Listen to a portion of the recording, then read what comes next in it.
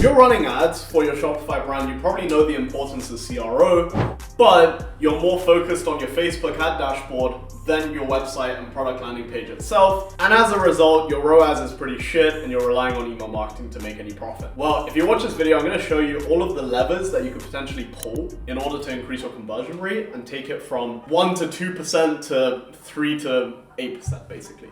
Let's dive into it. So this is one of the brands that we work with, and you can see they have just under a 5% conversion rate and they do pretty well, right? So there's several ways you can actually increase conversion rate. Too many brands are focused on this number itself and basically just this number here in terms of session converted. But the truth is, if you want to convert more customers or basically just make more money per session, right, more revenue per session, there's kind of 3 levers you can kind of pull, right? Number 1 is actually average order value. Most people are focused too much on the raw conversion rate, but average order value, like, it's so easy to bump your average order value by 20 to 50% compared to doubling your conversion rate or upping your conversion rate by 50%, right? One of the biggest levers you can pull is through bundling, in-cart upsells, post-purchase upsells, bundling, maybe introducing some sort of subscription, launching some evergreen offers, they work really well, or basically just add some free shipping thresholds, right? So super important stuff right here. Another thing is decreasing drop-off rates, right? So the easiest way to increase the sessions converted is actually by decreasing the number of drop-off between, let's say, add to cart, checkout reached, right? For example, how you would do that is, let's say you have an add to cart page,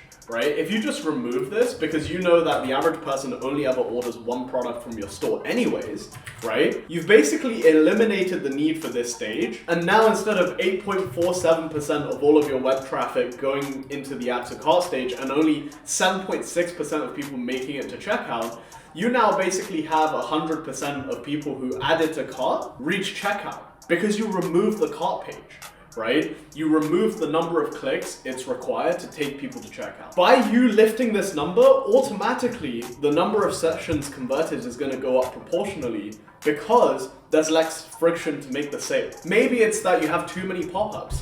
Or if you're selling to the US and EU, you have a cookies pop-up that pop up for both US and EU. You're basically shooting yourself in the foot from a sessions perspective. You're going to get much higher bounce rates, right?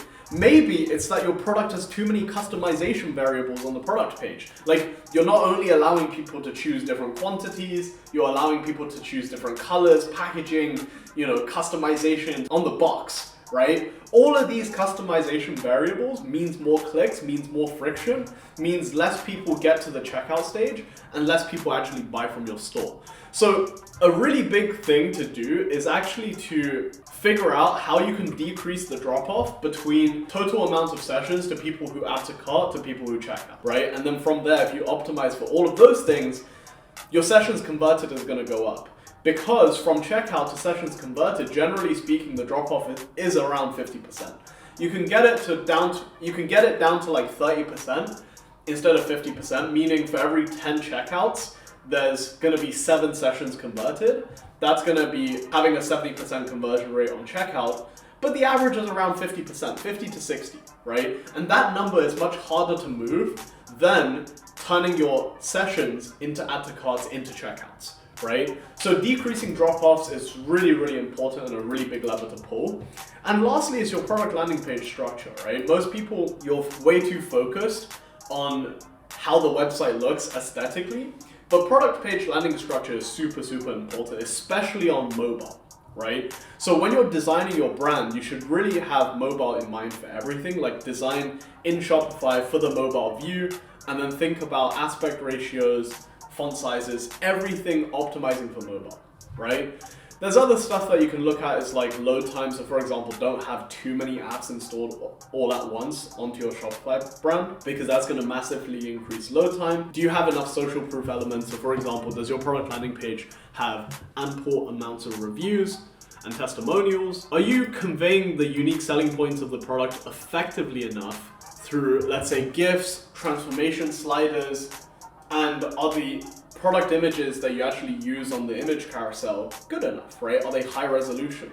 Are they clear? And lastly, small things like having an add to cart, sticky add to cart button will make a massive difference between the number of sessions into added to carts. So yeah, these are the 3 biggest levers that you can pull to raise your conversion rate. And if you're a 7 to 8 figure brand and want us to handle your email marketing, book in a call with me down below. We're real experts at it, as you can see, with all of the fancy drawings and charts, right? Now, after you do that, you might be interested in watching this video right here, where basically I go over the most important metrics that you need to understand and how I mathematically prove to you whether or not your business will live or die.